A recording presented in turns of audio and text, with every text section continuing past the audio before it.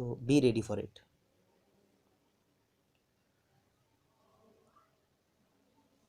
In conclusion, I would like to say a word in regard to employment with which I have been dealing so far.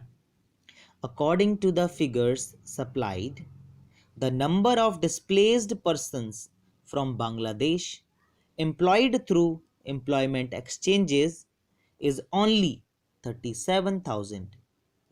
This is very meager compared with their total number, which comes to 32 lakhs according to the official figures. This is with regard to Bangladesh refugees. The number of displaced persons from Pakistan employed through employment exchanges is not very encouraging, but still it is 75,000.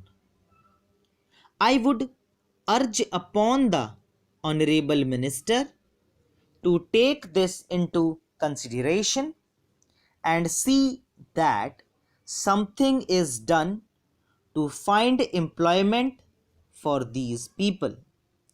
Of course, there is some expenditure incurred on general education and vocational training, but when we look at the number of persons who have been given vocational training, we find that the number already trained and under training is only 17,000. This figure also seems to be very small considering the magnitude of the problem before us. Some programs of general improvement have been undertaken by the government of West Bengal by way of setting up new industries, etc.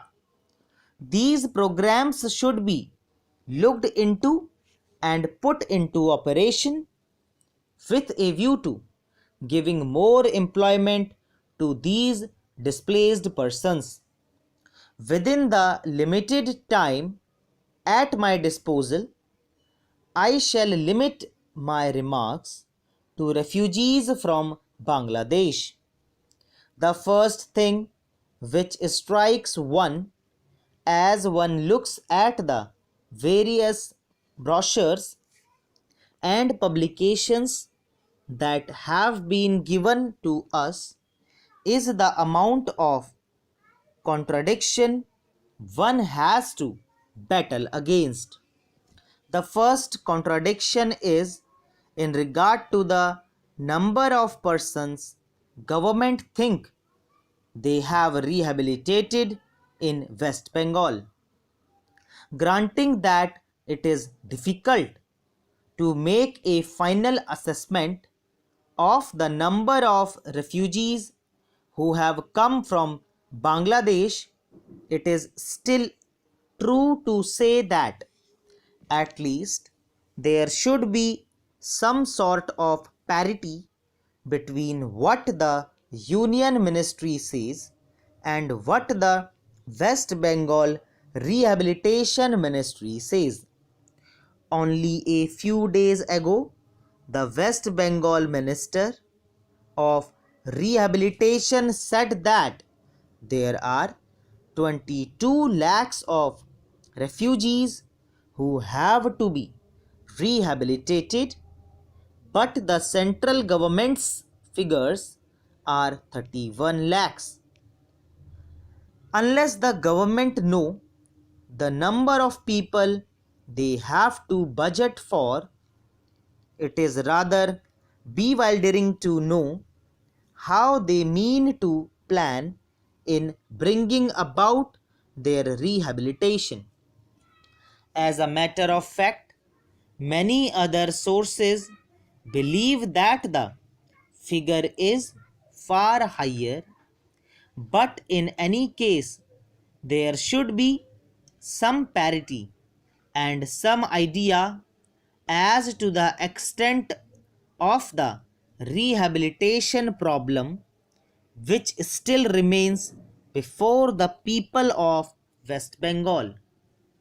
The other contradiction is this. On the one hand, Srimati Renuka Ray says that in the near future they will be making a successful completion of the work of economic rehabilitation of refugees in that state. But only last year, Shri A.P. Jain said that as yet the problem of the displaced persons from Bangladesh was a matter which was giving some concern. I really do not understand why, in spite of Shri A.P. Jain recognizing that the problem is still quite serious, Shrimati Renuka Ray should have made such a statement. Yet, when we heard the Honorable Finance Minister, we find that there has been a big shortfall in rehabilitation budget. I think that if the fact finding committee's report had been published, the assessment that we have rehabilitated about 50% of the people of Bangladesh who came over as displaced persons would have become quite clear in regard to its incorrectness. As a matter of fact, when we went round the camps and colonies in West Bengal, we found that as yet not more than 15% of the people have been rehabilitated in the sense that they are able to eke out their subsistence on the poorest levels. It is not more than 15%, and I think the figures of the fact finding committee are still lower. I think this is something that we have to take very seriously and put our minds to and apply all the resources that we have to find out how we will be able to tackle this problem of rehabilitation. Now, coming to the question of relief, I feel that until we are able to give really proper rehabilitation, we cannot withdraw relief. It is no use arguing whether relief leads to lethargy and moral slackness. Unless our rehabilitation policies are fruitful, have we any right to starve the people to death? As a matter of fact, Shri A.P. Jain may know that in West Bengal, the incidence of tuberculosis amongst the refugee population is very high. Only a small percentage of them is catered for by the medical relief given by the Directorate of Rehabilitation. Sir, the budget has been variously described and criticized as one that increases the burden of the common man, one which gives concessions to the rich and encourages foreign investments. I agree, sir, that it is all this and much more. But it certainly is not a highwayman's budget.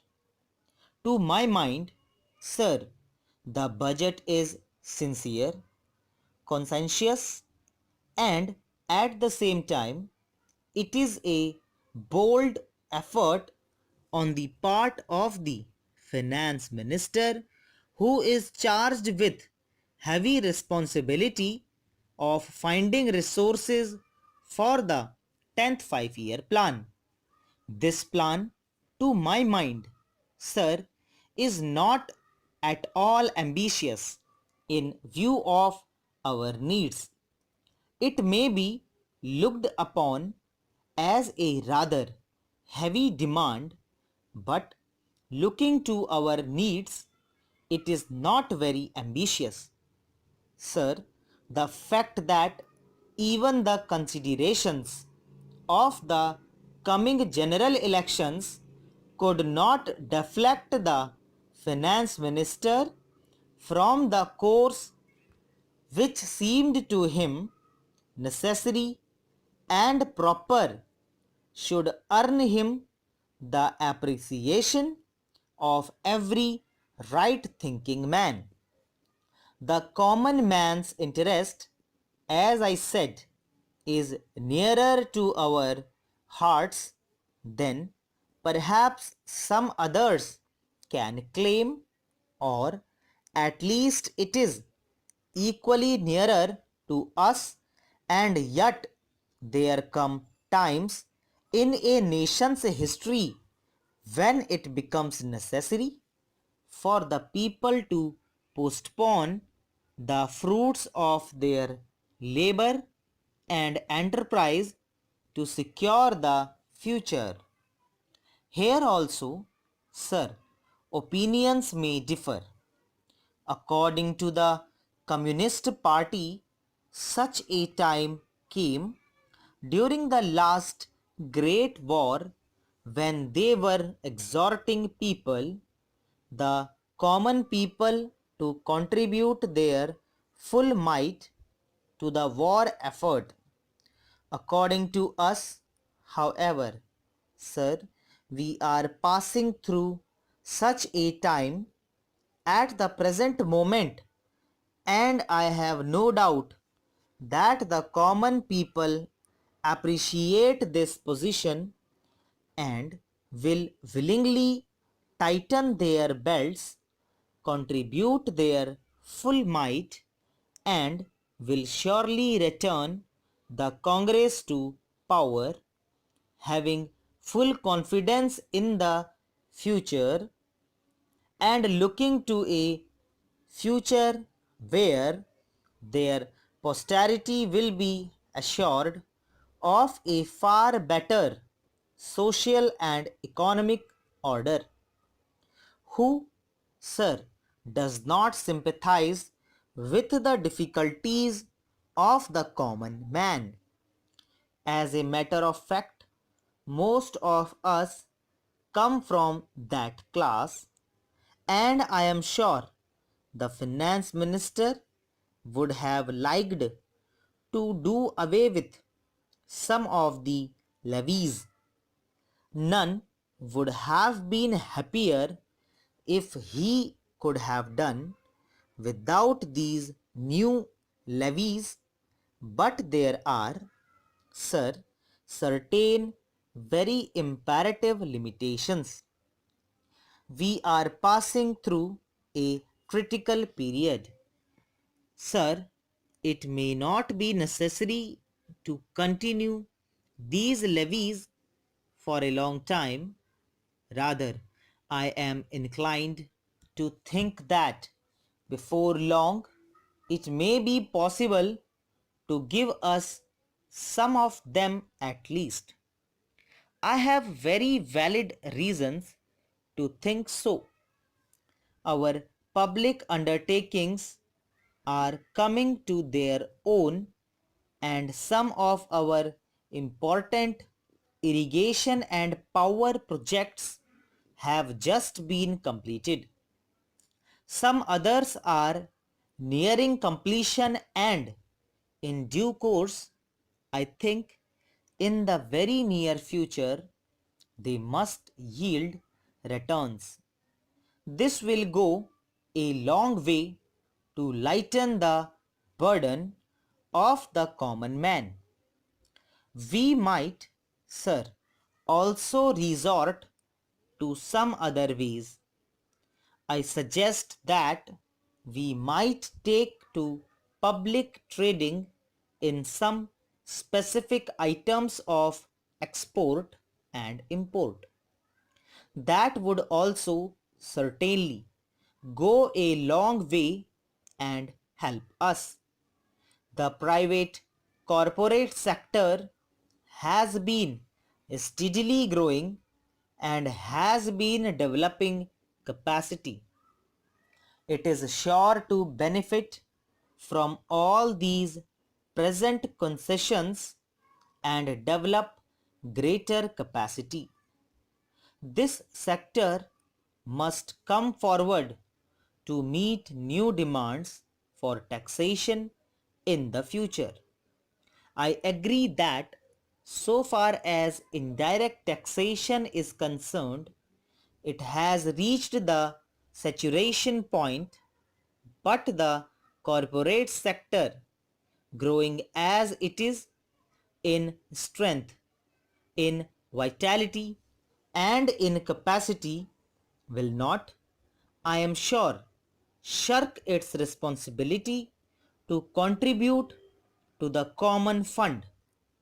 I wish, sir, the committee which had been appointed to go into where the additional national income had gone had entered upon its labors a bit earlier and had made its findings available to us. I do not want to state its findings, but I have a feeling that the committee, when it concludes its labors, will come to the conclusion that a major portion of this additional national income has gone into the pockets of a comparatively small number of men, small number of individuals, and it is they who must in future contribute their share to the country's taxation needs, because the profits they have earned are not all due to their own efforts and enterprise only.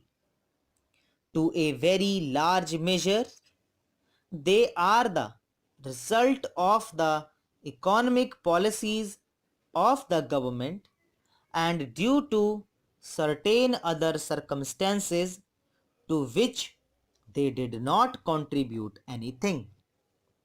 Therefore, there is ample justification for the two taxes, the capital gains tax and the excess profits tax. I need not go in detail into all the reasons that my honorable friend has explained. In discussing the demands for grants of the Finance Ministry, we have got to see to what extent the administration of this particular ministry has led to the development of our national wealth and the securing of the welfare which our state claims to have in view. Madam, we must try to analyze very carefully the working of this particular ministry, because it is not merely a department of the government to say, but it is the nerve center of the administration of the country. I would like first to refer to the role of foreign capital because in determining the manner in which the permission of capital issues has been granted by the particular administration, we should keep in our mind to what extent the interests of our nation have been served. I fully endorse the statement which the previous speaker has made so far as repatriation of the investments made by foreigners and of profits are concerned. We have dealt with this topic quite a number of times, and I do not want to reiterate anything apart from only supporting what the honorable member who just now spoke said. I would now like to deal with the investments of foreigners in India.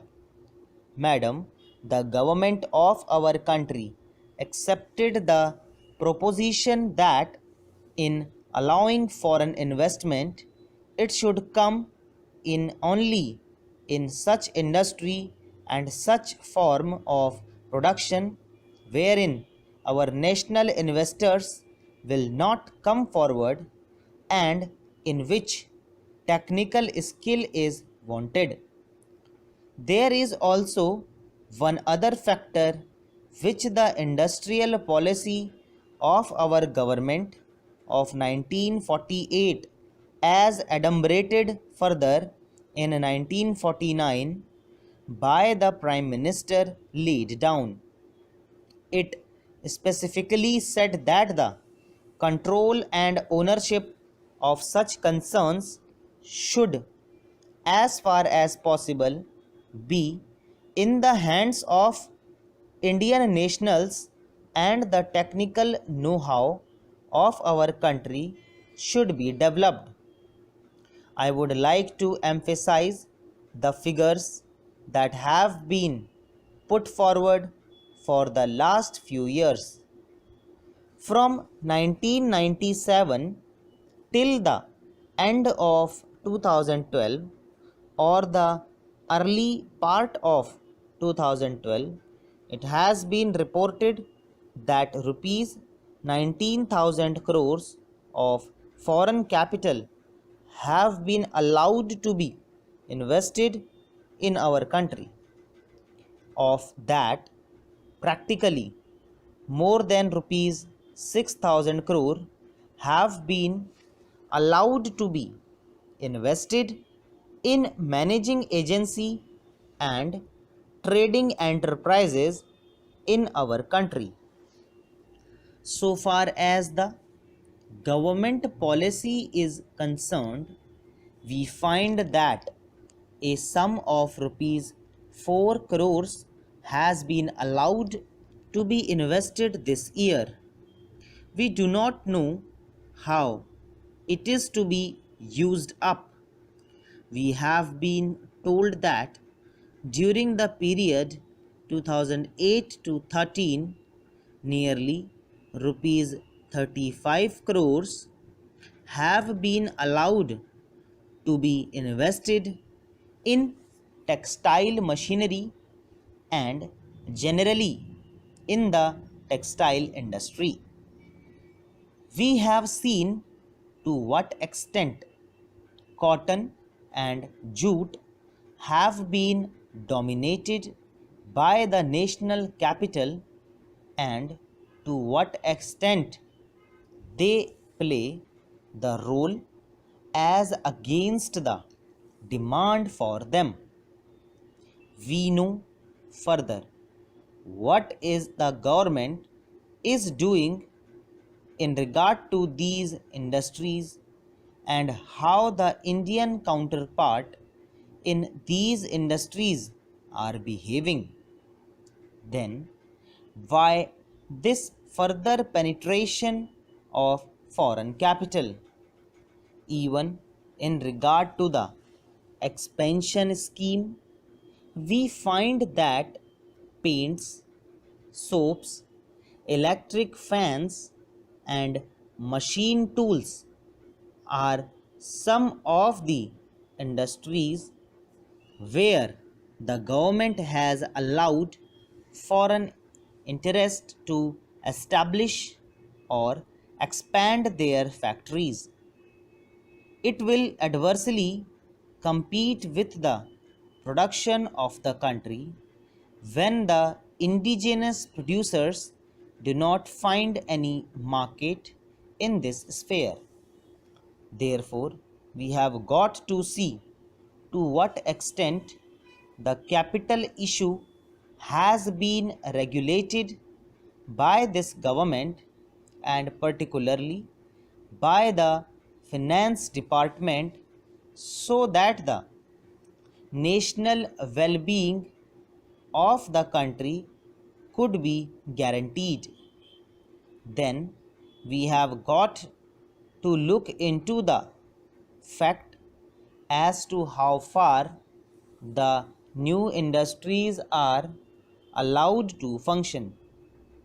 So far as the oil refineries are concerned, some of them have been established and some more are going to be established very soon. In the control of the administration, the Indians have no share. There are only preference shareholders and they have no voice in the management. So far as the administrative aspect in this industry is concerned, the most important part of it is the technical know-how. They do not guarantee that they will train the Indians. That means they say even after 20 years we will have to face the problem of the know-how in respect of the oil refineries.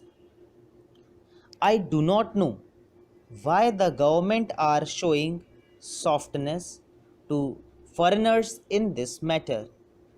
Then we have another investment in collaboration with the Indian chemical industries for the manufacture of civil explosives. Here, as far as I have gathered, only 20% is going to be Indian capital.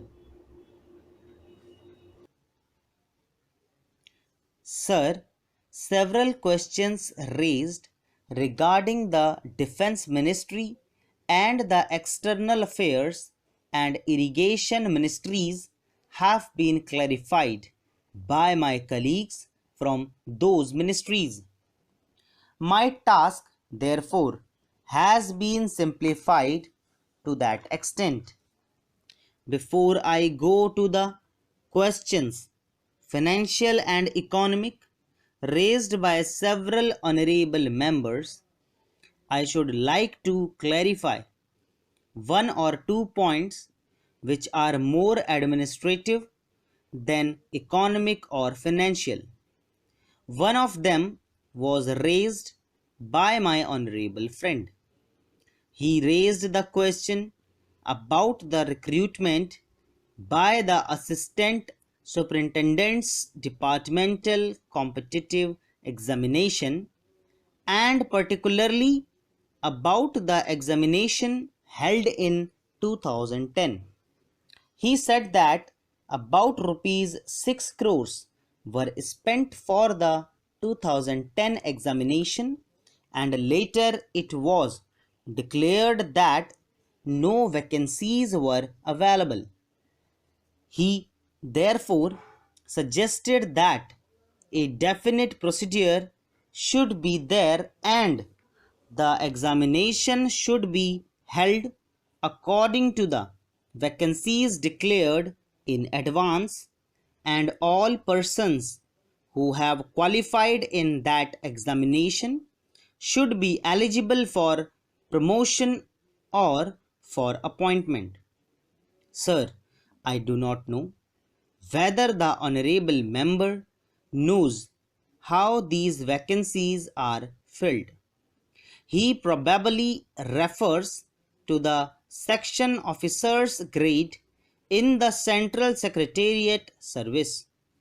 This is filled 50% by direct recruitment and 25% by departmental competitive examination open to the assistants, that is, the next lower grade, and the rest 25% by promotion of the assistants on the basis of seniority subject to fitness. The examination, therefore, that he was referring to was a departmental competitive examination for filling 25% of the vacancies. It takes about 1 year for the Union Public Service Commission to declare the results of the examination from the time they take up the question of the examination. It is not, therefore, possible to declare the number of vacancies to be filled in from the very beginning.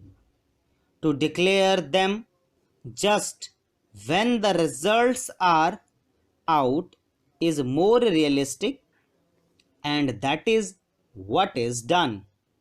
Sir, if the examination is treated as qualifying examination, the number of persons who will thus become eligible for appointment will be quite unrelated to the number of vacancies to be filled in, and then the very situation which the honorable member wishes to avoid would arise. It would not then be possible to hold any of the examinations at regular intervals, and promotions against this quota would become very fitful.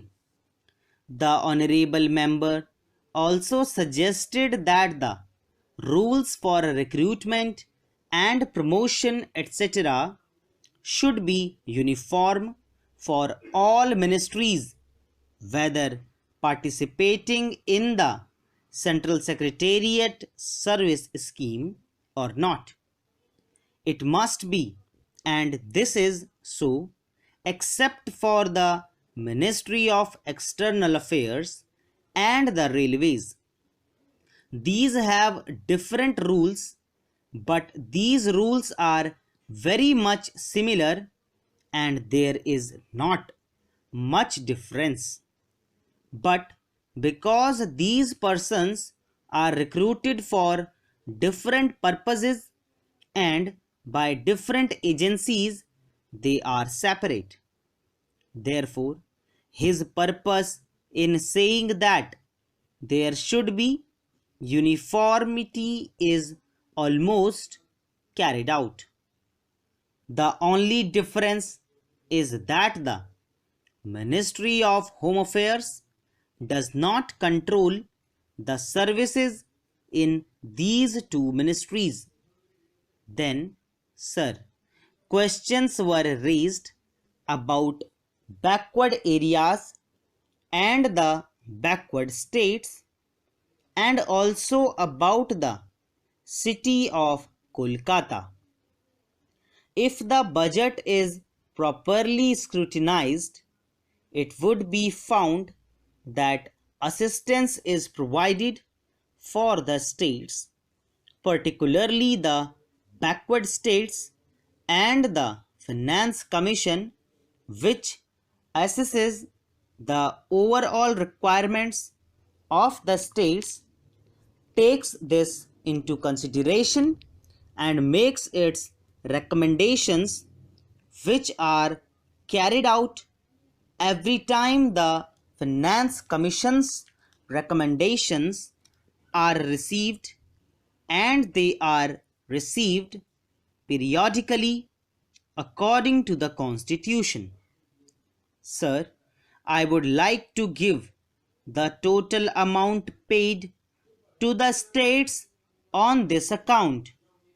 The main objective of planning is to create conditions in which living standards are raised in a sufficiently reasonable level and all citizens are given full and equal opportunity for growth and service.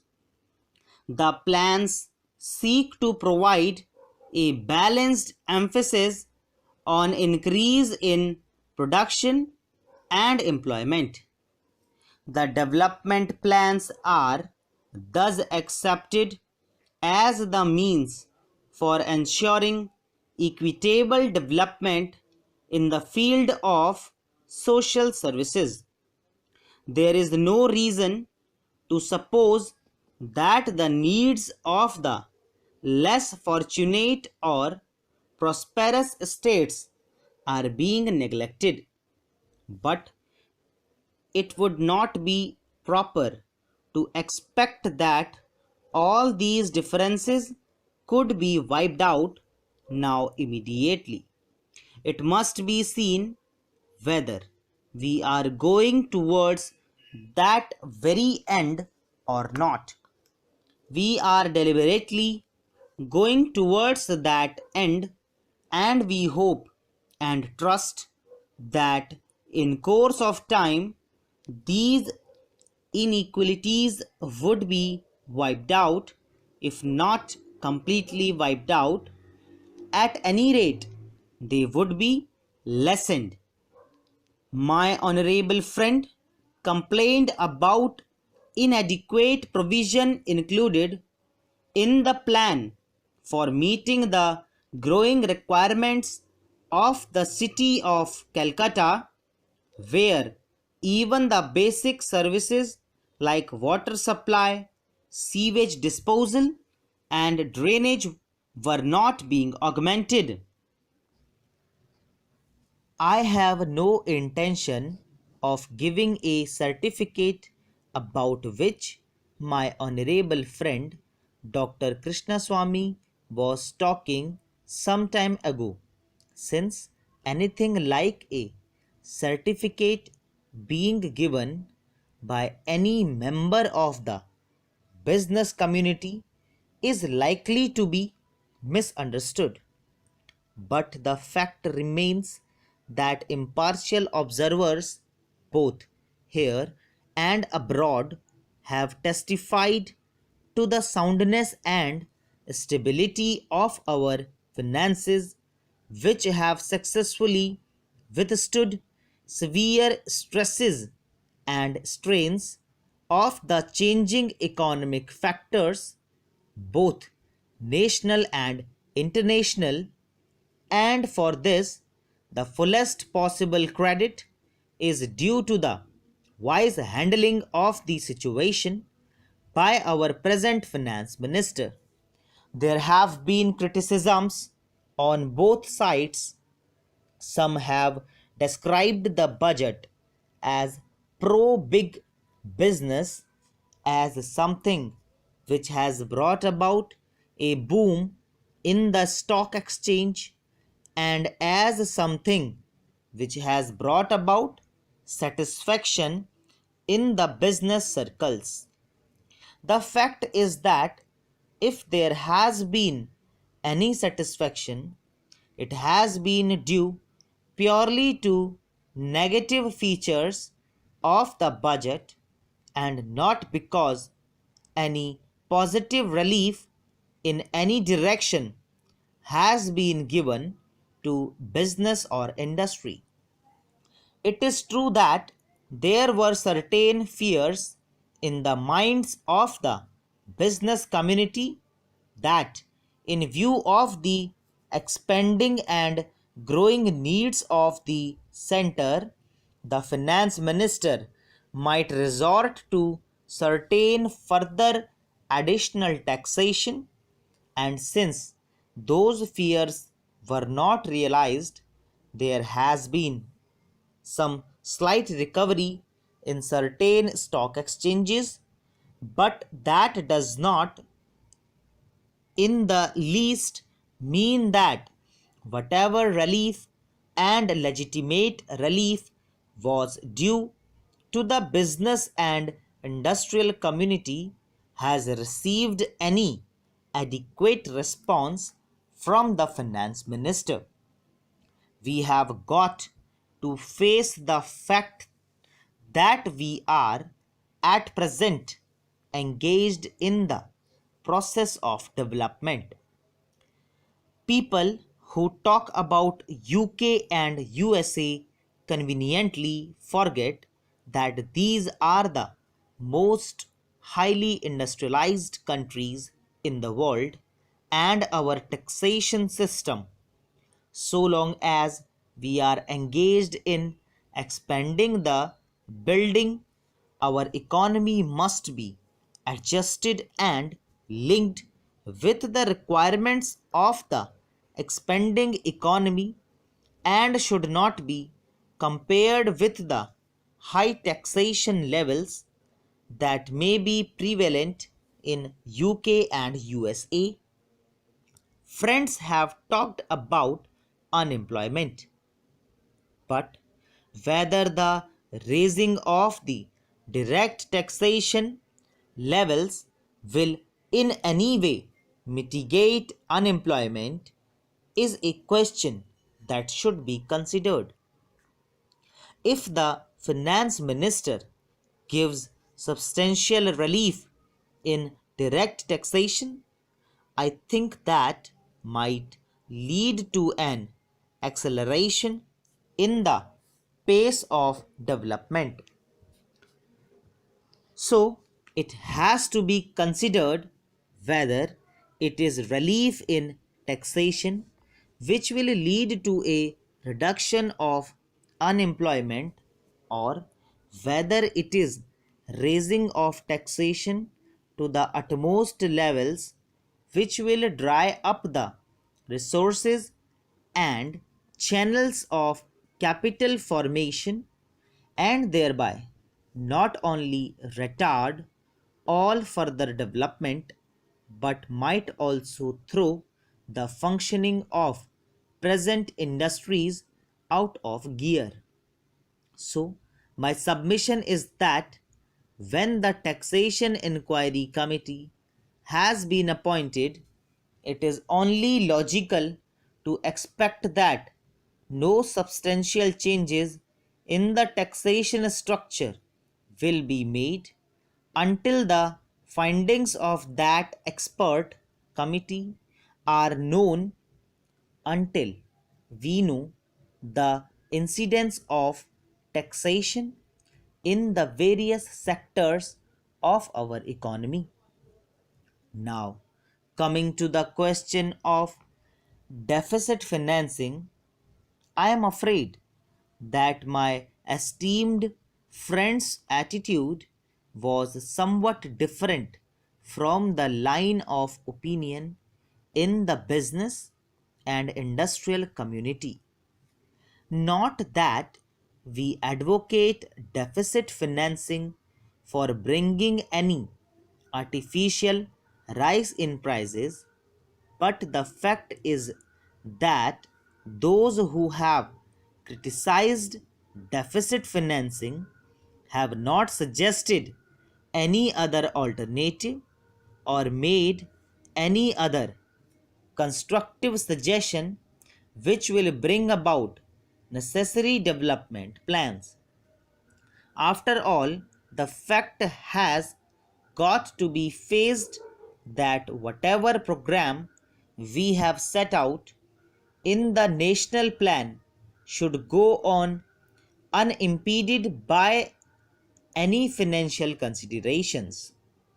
An assurance has been given by the finance minister that so far as financial resources are concerned, he will ensure that the 5-year plan will not in any way be retarded. In this connection, I can only say that deficit financing is one thing so far as the revenue budget is concerned, so far as normal expenses and expenditure are concerned. Certainly, nobody would advocate deficit financing, which might be very undesirable. But when it is a question of doing something abnormal, of investing something in productive channels, then certainly some risk has got to be taken, and I think the finance minister has been fully cautious in taking whatever measures he has so far. We know the measures that the government took for contracting money supply about the end of 1950 and certain other measures adopted which brought about a slump. Also, from time to time, the finance minister did not hesitate to mop up the surplus, which, as the records would show, has been about rupees 300 crores during the past 4 or 5 years.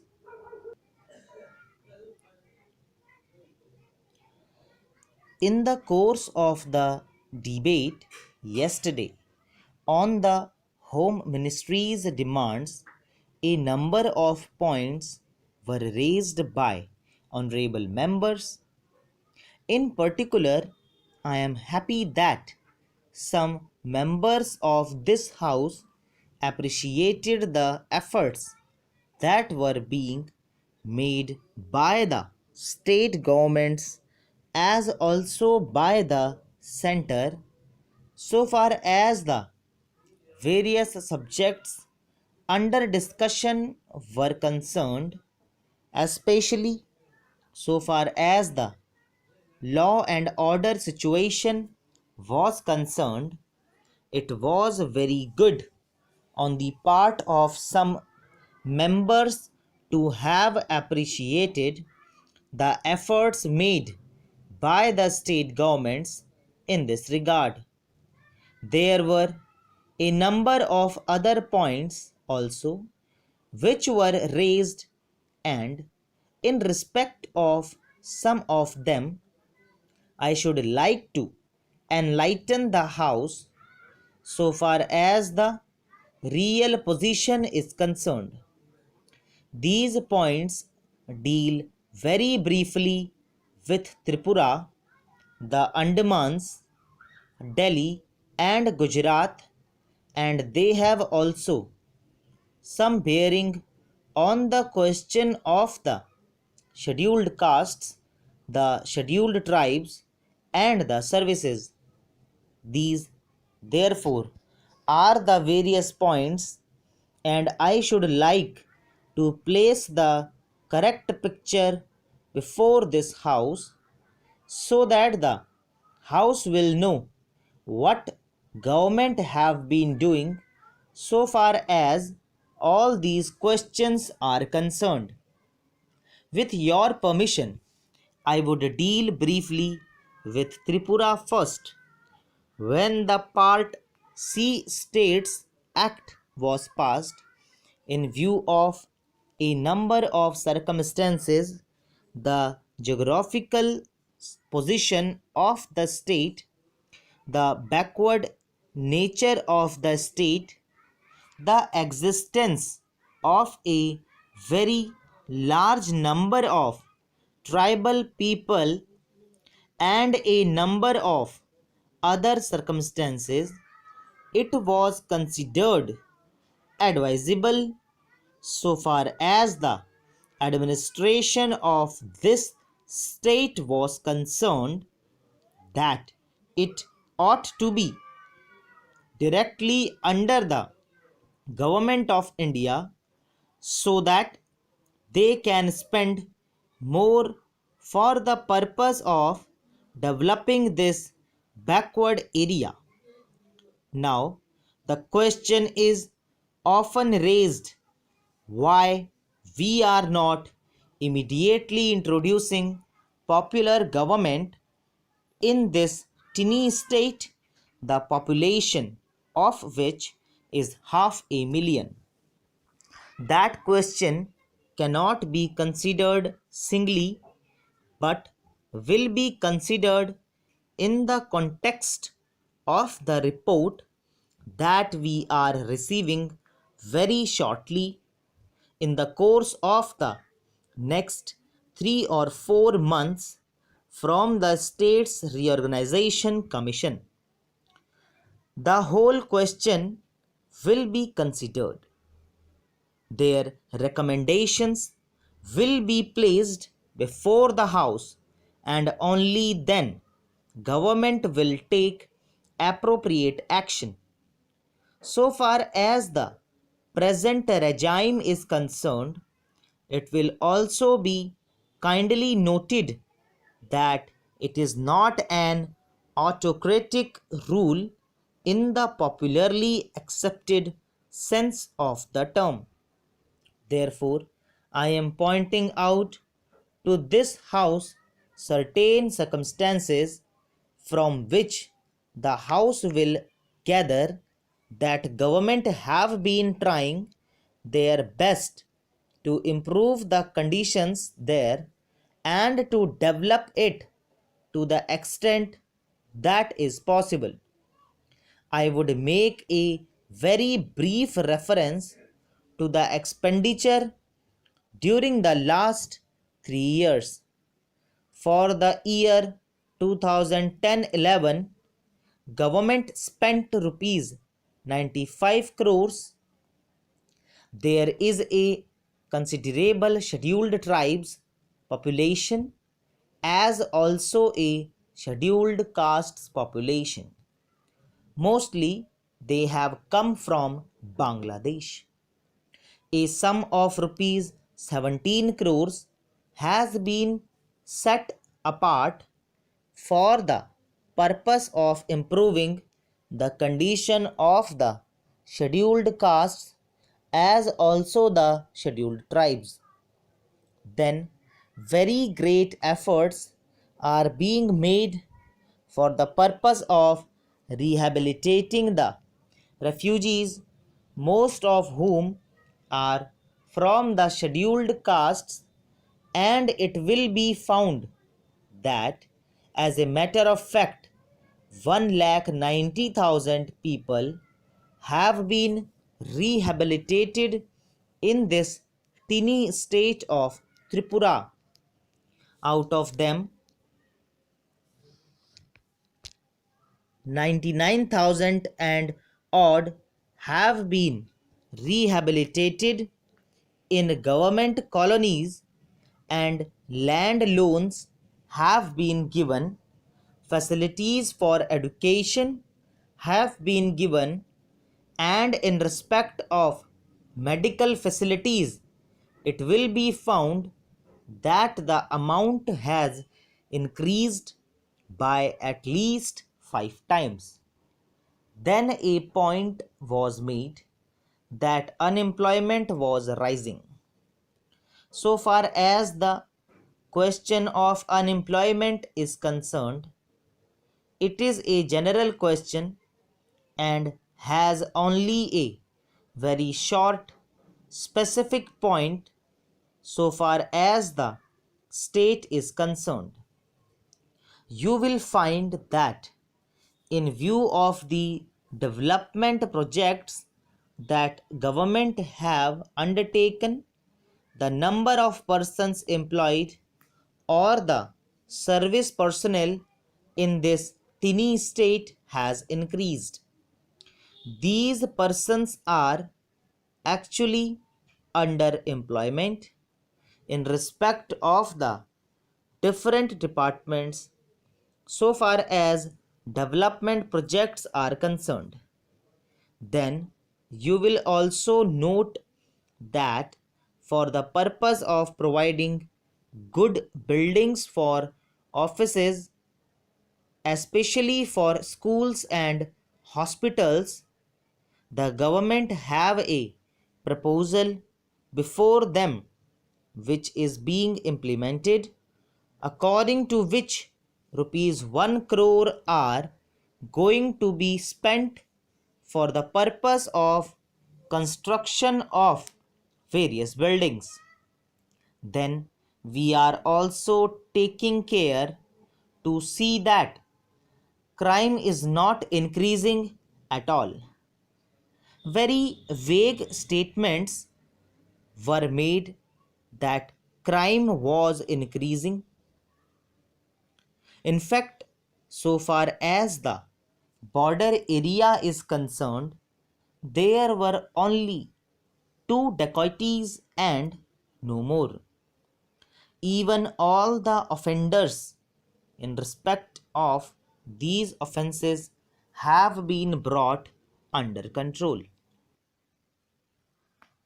Sir, now I would like to say something about tea.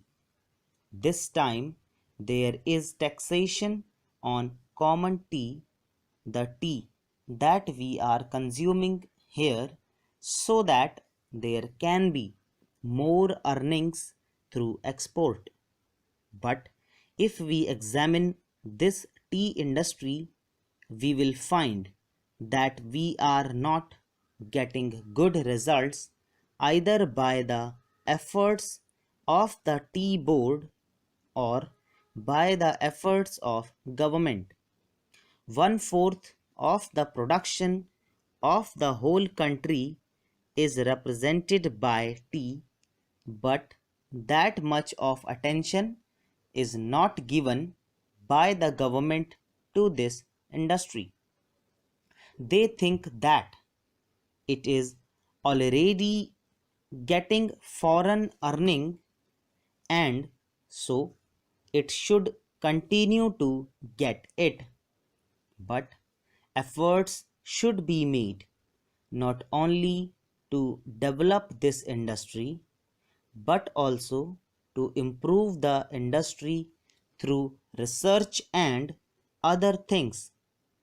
As you know, in some parts, the foreign companies which are working here are neglecting this industry. They are only after the profits. They are not thinking of the development of the industry. There is room for development in many respects, but it all depends upon research work, and research stations should be set up wherever there is neglect. No doubt the tea board is there, but the tea board is not seeing to these things.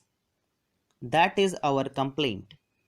In the tea board, people are there who are not at all eager to see how this industry could be developed, how we could earn more profits, how the quality could be improved, and how the quantity could be increased. We are not seeing to that. I come from a part where the tea industry plays an important part in the economy of that area. But I find that it is being neglected from year to year and no attention is given to it. I find that there is this drought menace in the tea plantations. As a result, no further improvement in plantation is made. There, the development of tea can be undertaken. I only suggest this to our finance minister. When you are giving relief to coffee, why are you not giving relief to tea, which is earning much more foreign exchange? I humbly urge our finance minister to see to it and remove this burden on common tea. Now, I would like to say a word about betel nut. There is taxation on betel nut which is imported. In my part, large quantities of betel nuts are being smuggled. So, there was a representation from that area saying that betel nut should also come within the purview of customs duty and that part should be declared a port. A representation was made to the finance ministry as also the commerce and industry ministry, but nothing is done. I urge upon them to see to this whether smuggling, which is giving no benefit to the government and which is going to be increased, cannot be stopped. Though our land customs department is there, it cannot deal with smuggling effectively. Smuggling is going on. So, if you want to stop it, some definite steps should be taken, and the representation which was made from that part should be given due consideration. Now, some other friend also touched upon rural economy and cottage and village industries. One thing we must do, that is, we must remove the disparity between the town and the village.